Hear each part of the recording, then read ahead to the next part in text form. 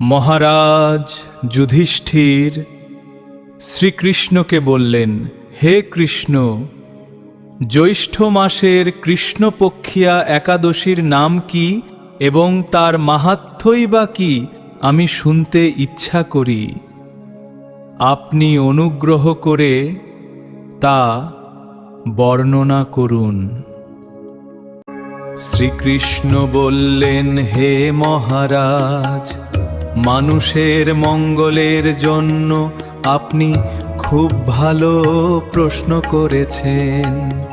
বহু পুণ্য প্রদানকারী, মহাপাপ বিনাশকারী ও পুত্রদানকারী এই একাদশী অপরা নামে খ্যাত। এই ব্রত পালনকারী ব্যক্তি জগতে প্রসিদ্ধি লাভ করে। ব্রহ্মহত্যা, গোহত্যা, ভ্রূণহত্যা, পরনিন্দা, পরস্ত্রীগমন, মিথ্যা ভাষণ প্রভৃতি গুরুতর পাপ এই ব্রত পালনে নষ্ট হয়ে যায়।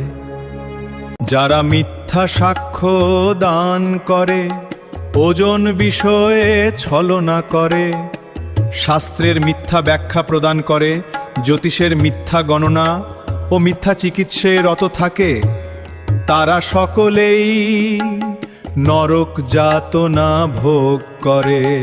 এ সমস্ত ব্যক্তিরাও যদি এই ব্রত পালন করে তবে তারা সমস্ত পাপ থেকে মুক্ত হয়।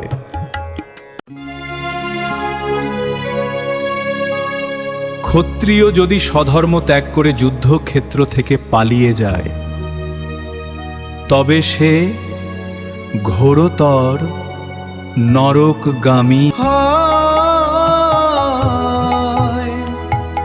কিন্তু সেও এই ব্রত পালনে মুক্ত হয়ে স্বর্গগতি লাভ করে।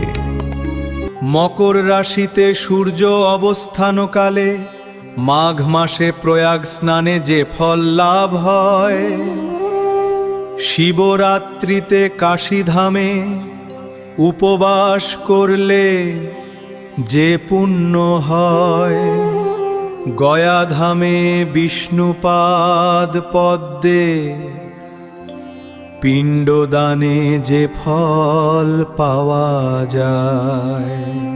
সিংহ রাশিতে বৃহস্পতির অবস্থানে গৌতমী নদীতে স্নানে, কুম্ভে কেদারনাথ দর্শনে, বদরিকাশ্রম যাত্রায় ও বদ্রীনারায়ণ সেবায়, সূর্যগ্রহণে, কুরুক্ষেত্রে স্নানে, হাতি ঘোড়া স্বর্ণদানে এবং দক্ষিণাসহ যজ্ঞ সম্পাদনে যে ফল লাভ হয়, এই ব্রত পালন করলে অনায়াসে সেই সকল ফল লাভ হয়ে থাকে।